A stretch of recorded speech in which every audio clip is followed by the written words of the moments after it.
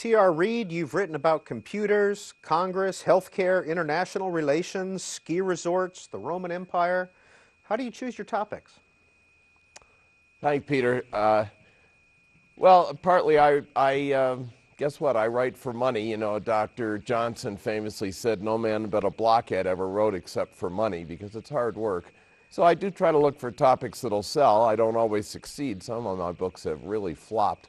But I try to find a topic that looks complicated but can be penetrated with some work, and then I try to explain it in an engaging, understandable way. It's hard work, but that's what I try to do. I try to find something that people say, oh God, I'll never figure that out, like how a calculator can add 2 plus 2.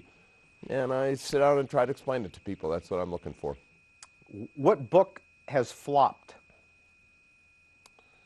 Oh, let's see, which of my books has flopped? The first time I wrote this book called The Chip. It's about the two Americans who invented the microchip. And basically, they changed the daily life of the world. They are Thomas Edison and Alexander Graham Bell. They were living in America when I wrote this book, and nobody had ever heard of them. And I thought, boy, here it is. Everybody would want to know that we, America, gave this great creation to the world, and it was two Americans, one guy from Iowa, one from Kansas. Nothing. The book got very good reviews. It made a bunch of those, best 10 books of the year kind of thing, and didn't sell a whip. I mean, I thought I was going to get rich on this book. Nothing.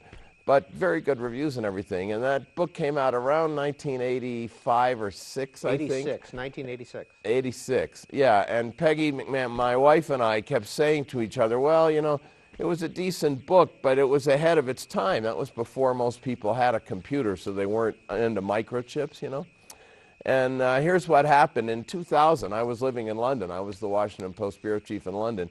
And my editor called me up from Random House and says, hey, this is amazing. That book is selling like mad. It's 14 years later now. And we're really going to get going on this book. It's basically the same book, but all of a sudden people were interested. Why? What happened? Well, Jack Kilby, one of the two inventors in the microchip, won the Nobel Prize in Physics in 2000, and Americans were interested in him, and there was my book sitting there.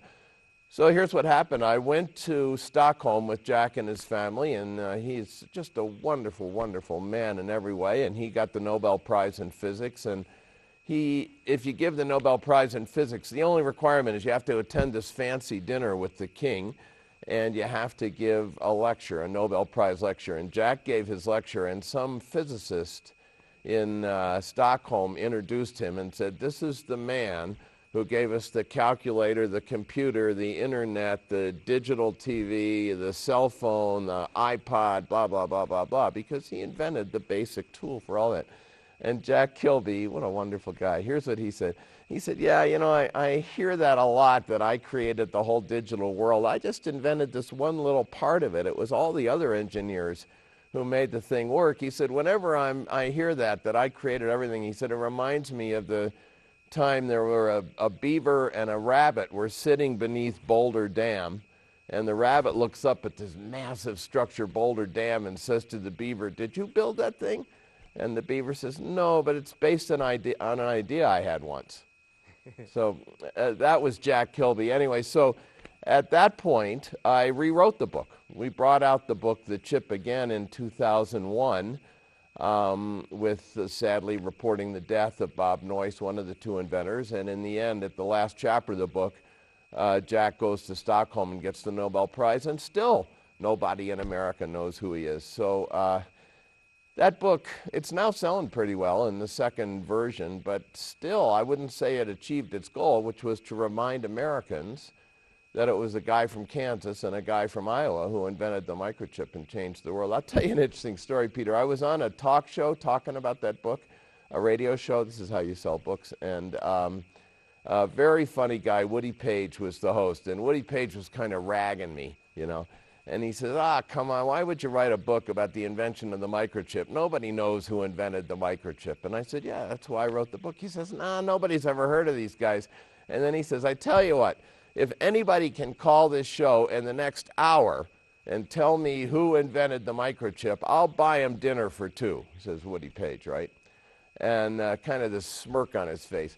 And 10 seconds later, the phone rings, a caller calls up, and it's this very polite 10 or 11-year-old kid, very polite. He says, well, sir, I know who invented the microchip, sir. It was Robert Noyce and Jack St. Clair Kilby.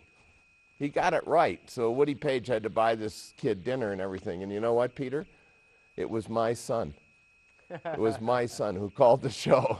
So at least he knew. So that was a great moment for me. So I would say, you know, I worked hard on that book. I think it's a good book. I'm proud of it. But in terms of achieving its goal, which was to let Americans know that Bob Noyce, and Jack St. Clair Kilby invented the microchip and changed the world. No, it never succeeded. And Bob Noyce went on to found what company? Intel. He founded Intel and made hundreds of millions of dollars. He was an early investor in Apple. He was just a very, very smart engineer and businessman. Jack Kilby never made a ton of money off of the microchip, but you know what? I don't think that ever mattered to Jack. Jack was an engineer. He defined an engineer's job as identifying an important problem and solving it, and he did. Jack came up with the guts, the idea that made the current digital age possible, and I think Jack always knew that he had taken on a very important idea and come up with a good solution, and that was more important to him than money. How revolutionary was the calculator back in the early 70s? Well, there were desktop calculators at that time. This is kind of ringing in my ear. Can we fix that? Yeah. There were desktop calculators at the time. They were bigger than a computer is today. They were really big, and they had an arm like a slot machine, and you typed in the numbers.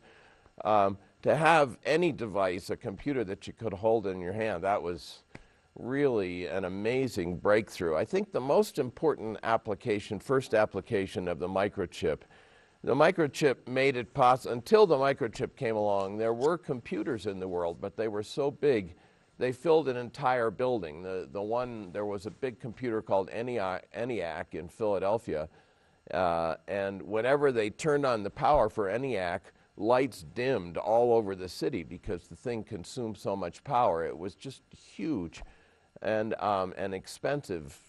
You couldn't perceive more than 10 or 12 of those in the entire world. And Jack reduced the size of that computer to, you could have a computer that size in your watch today with no problem whatsoever, that power. So that was really the revolutionary breakthrough. They made possible the digital age. And the first really important application, Jack and Bob invented the microchip in 58 and 59, and lo and behold, in 1961, along comes John F. Kennedy, who says, I want to send a rocket to the moon by the end of this decade. And you couldn't do that because you couldn't fit that era's computers into the nose cone of a rocket. But with the microchip, suddenly you could conceive of a computer powerful enough and small enough to steer a rocket to the moon. So that was the first really important application, and that whole mission would have been impossible without the invention of the microchip. Where did the phrase T.R. Reid, the United States of Europe, come from? Winston Churchill famously said in 1946, Churchill was then the ex-prime minister of Britain. He led their country in the defeat of the Nazis and victory in World War II, and 3 weeks later he lost the national election. He was now the ex-prime minister of Britain, and he was a big thinker, and he was looking at Europe, and you could see, the Iron Curtain had fallen across Europe. The nations of Europe were spending more money on armies than they were on rebuilding their shattered economies and their shattered cities. And you could see that Europe had already gone to war 3 times since 1870, and you could see they were going to do it again. Those same countries were going to get into another war.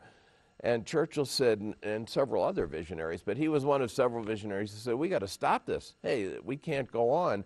And he said, we need to build a new Europe, and the model must be the shining republic across the Great Sea. That's how Churchill talked, and he meant the United States. He really liked our country. And Churchill famously said, he said, you know, people in New Hampshire don't always agree with people in Texas.